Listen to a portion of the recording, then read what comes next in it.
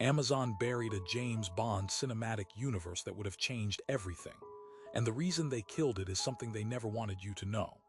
That sentence contains a real signed deal, a $1.6 billion committed budget, and a contract clause written in 1975 that nobody at Amazon apparently read closely enough. What you're about to hear was never meant to be public. The deal collapsed, the announcement never came, and Amazon went strategically silent. Not because the idea failed, because one woman in London said no, and she had the legal right to say it forever. March 2022. Amazon closes its acquisition of MGM for $8.5 billion, the biggest studio deal in a decade. Shareholders want justification, and the internal pitch is clean. 4,000 film titles, a deep back catalog, and the crown jewel James Bond. 25 films, 60 years. Roughly $6 billion in cumulative global box office. The franchise had survived the Cold War, 4 different Bonds, and the complete transformation of cinema distribution. It was, by every metric, the most commercially durable spy property ever created. Amazon Studios head Jennifer Salke begins internal sessions almost immediately. What emerges is something far more ambitious than a single Bond film: a full franchise expansion, a shared universe. Streaming seasons feeding theatrical releases, a machine, and it starts getting specific fast. The internal project surfaces in fragments. Variety and The Hollywood Reporter pick up pieces of it through late 2022. A prequel series tracing MI6's Cold War origins. A Felix Leiter spinoff, finally giving the CIA agent his own story after 30 years as Bond's sidekick. A younger M series. And anchoring the entire architecture, a theatrical Bond film every 2 to 3 years, each feeding directly back into the streaming tier. Amazon's content team models the subscriber impact.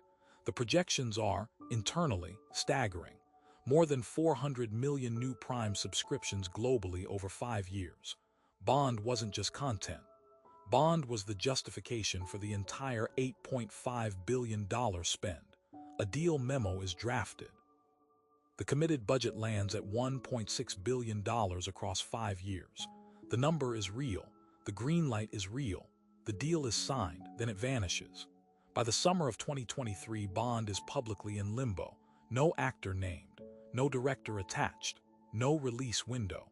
Amazon executives who had been openly enthusiastic about the franchise go quiet. Every earnings call, every investor briefing, every trade press interview, silence. And the financial press, which had dissected every detail of the MGM acquisition, starts noticing the hole where Bond used to be. Something happened between the signed memo and the public silence. It happened quickly, and it traces back to a document that predates Amazon by 47 years. Remember that signed deal? Here's exactly where it died. When Harry Saltzman sold his stake in the Bond franchise to United Artists in 1975, the other producer, Albert Cubby Broccoli, negotiated something that had never been done at that scale in Hollywood. A consent clause, a legally binding provision requiring the Broccoli family's explicit approval for every Bond production decision, every casting choice, every director, every distribution platform, every format. The clause survived every subsequent ownership change, United Artists to MGM, MGM's multiple bankruptcies, the Spyglass restructuring intact, legally unimpeachable, and now sitting directly inside Amazon's $8.5 billion acquisition. Barbara Broccoli, who has produced every Bond film since GoldenEye in 1995, had already said publicly that Bond belonged in cinemas, not on streaming, not as serialized content. In a seat in the dark at a scale that commands attention. But here's the part they really buried. Broccoli wasn't just philosophically opposed to the Amazon Universe plan. She rejected it entirely. The prequel series, no. The Felix Leiter spinoff, no. The streaming integration, no. The entire $1.6 billion architecture collapsed against a consent clause that Amazon's legal team had apparently failed to stress test before closing the deal. This was not a creative disagreement. This was not a casting dispute.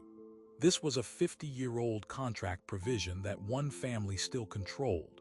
and Barbara Broccoli exercised it. The acquisition's entire content justification, the thing that made $8.5 billion defensible to shareholders, had run into a wall built in 1975, and Amazon went quiet rather than let that story circulate. What existed on paper before that clause activated was the most ambitious espionage franchise ever constructed. A shared universe where Bond films fed into streaming seasons, where Felix Leiter finally headlined his own series, where M's Cold War origins became prestige television. A franchise generating stories year-round instead of one film every 4 years. The model would have redefined IP ownership in the streaming era. Marvel built the template. Amazon had the budget to execute it with the oldest and most globally recognized spy in cinema history. That universe was funded, designed, and greenlit. It is gone. Bond is still in limbo. No actor, no film date, and Barbara Broccoli still holds the clause.